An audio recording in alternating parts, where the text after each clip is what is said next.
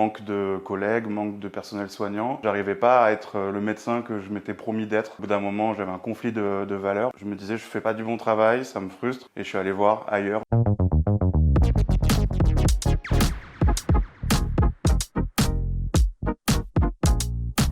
Ça va bien, un peu fatigué parce que j'ai une petite Emma qui a 6 mois aujourd'hui. J'arrive à prendre soin de moi et plutôt pas mal d'énergie aujourd'hui.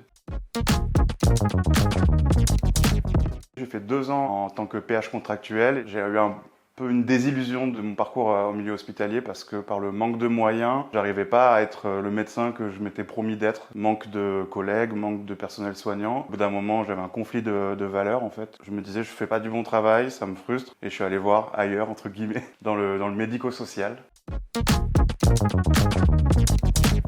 Je suis médecin dans une association. Il y a un service d'insertion professionnelle de patients ayant une cérébrolésion, des patients jeunes traumatisés crâniens qui, à la suite de leur traumatisme crânien, ont un important handicap social, cognitif, invisible, qui leur ne permet pas de reprendre ou prendre une activité professionnelle. Donc on les accompagne vers un projet de vie, se reconnecter socialement et trouver éventuellement un boulot qui leur correspond, adaptés à leur handicap, leur fatigue. Et une autre partie, c'est un secteur grand handicap, donc c'est des adultes qui vivent en institution.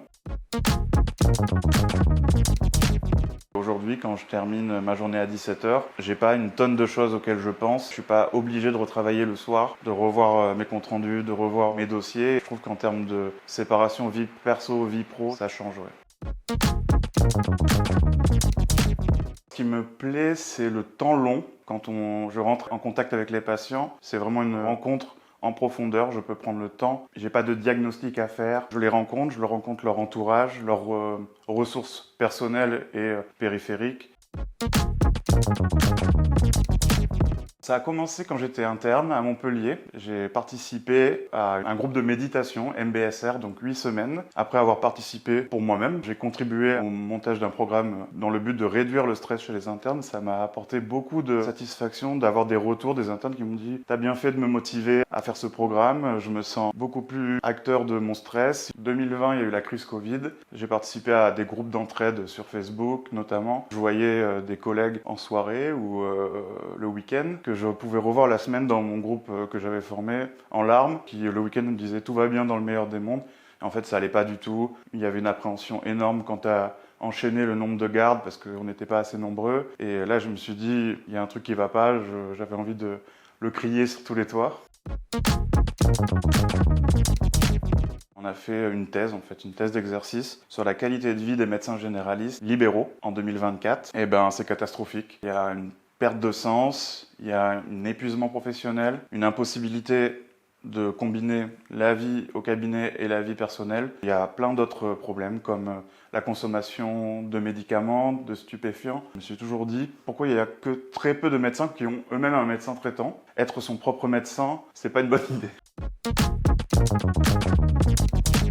C'est une association qui a 2 voire 3 grands axes. Un, c'est d'accompagner les soignants et les professionnels de la santé en difficulté par une plateforme 24 heures sur 24, 7 jours sur 7. Il y a un numéro vert, il y a une application. Et il y a aussi une démarche de prévention par des ateliers qui s'appellent les IJAD, donc des ateliers en ligne de gestion du stress, de gestion des conflits, mais aussi de management, de communication non violente.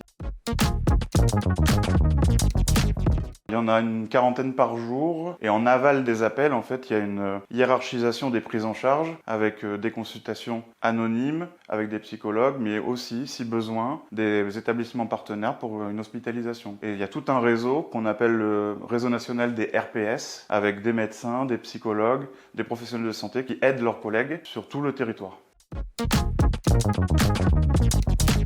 Je pense que pendant les études, d'avoir vécu la crise Covid qui a duré un petit moment, a entraîné de fait une remise en question, des questionnements chez les étudiants sur ce qu'ils veulent faire, ce qu'ils ne veulent pas faire. Il y en a beaucoup qui priorisent leur qualité de vie et je pense qu'ils ont raison parce que prioriser sa qualité de vie au travail, c'est améliorer la qualité du soin.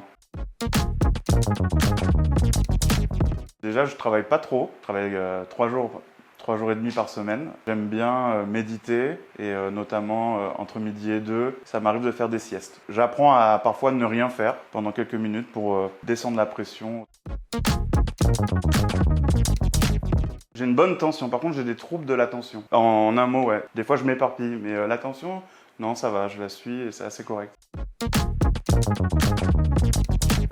Soigner les soignants.